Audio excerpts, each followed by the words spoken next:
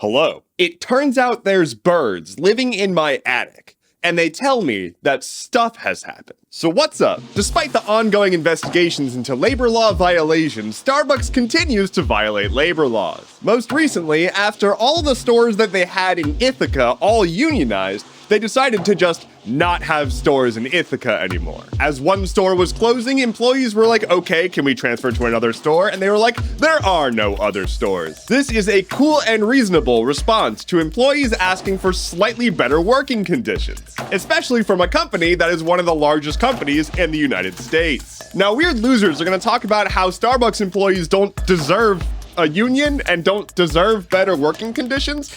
Those people are weird losers. If you work, you deserve reasonable working conditions. And if you think that someone else's working conditions are more reasonable than yours, maybe think that you should have better working conditions yourself rather than knock them for asking for more. I have worked the food service industry. I have specifically worked in an adjacent company to Starbucks.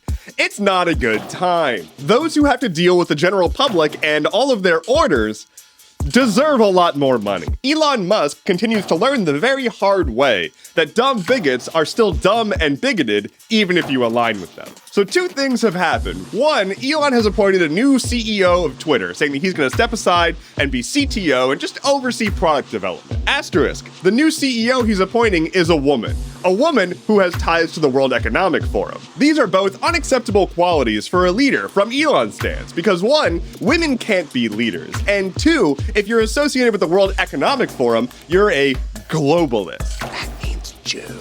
Yes, it does not take long to look through Elon's replies to find people posting lizard memes and a lot of stuff about how women aren't allowed to be leaders. Oh, and plenty of people who now think that this is the end of free speech on the internet because a different capitalist is now running Twitter. And speaking of my frozen peaches, it turns out that Elon is actually not a free speech absolutist, or has a very bad understanding of what free speech is. Because after modest pressure from the Turkish government to censor political tweets ahead of their election, Elon just did that. Oh hey, a government is asking me to censor political speech.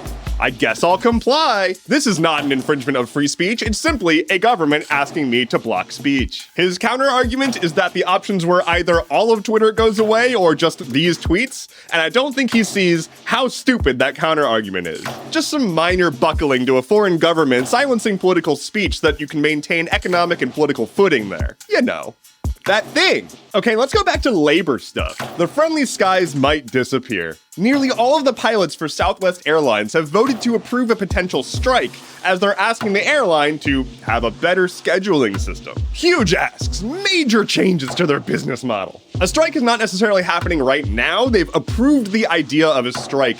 Apparently there's like an intermediary board that has to also approve the strike that's not the workers. It's giving me school board approved senior prank vibes. Anyway, yay for striking pilots, and I hope they get what they want, because I would much prefer the pilot of the giant tube in the sky that I'm in to be happy with their working conditions. The AI takeover is here, except for Canada and Europe. Google's Bard AI, their response to ChatGPT and Bing's AI thing, is not available in Canada or Europe, and they haven't really said why. Rather, Google recently talked a lot about how this AI is available in 180 countries and territories. And what they meant was, it's available in the places where local data privacy laws don't apply to us. Yes, Bard is not available in Canada or Europe because it does not comply with their user data privacy laws. And so Google's like, we'll roll out to those places when we can figure out how to skirt those laws. I love it how companies are so deeply ingrained with their legacy business models of abusing user data that they can't even figure out how to launch new products anymore. Lightning round. China is demanding a 1.1 million vehicle recall from Tesla, citing brake failure. Dianne Feinstein is way too old still. There's no news, she's just too old. Speaking of politicians that are way too old, Biden as well. He's apparently struggling to court youthful voters, and I cannot imagine why. Florida is investigating a teacher after she showed a Disney movie with a gay character in her classroom. A 14-year-old boy reportedly fought off a would-be kidnapper using his slingshot, which is badass. The Washington Commanders football team is apparently going to be sold for like $6 billion, or at least it's looking that way. I have not seen a $6 billion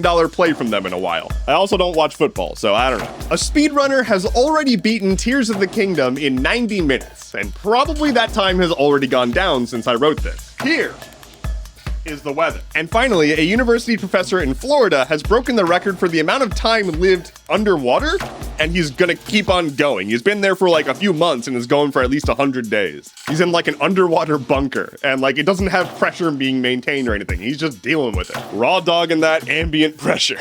That is all I have for you today. Thank you so much for watching. Please like, comment, subscribe, share. Check out my links in the description. Click on stuff. My name is Endeavorance. I'll be back on Wednesday. Take care and be well.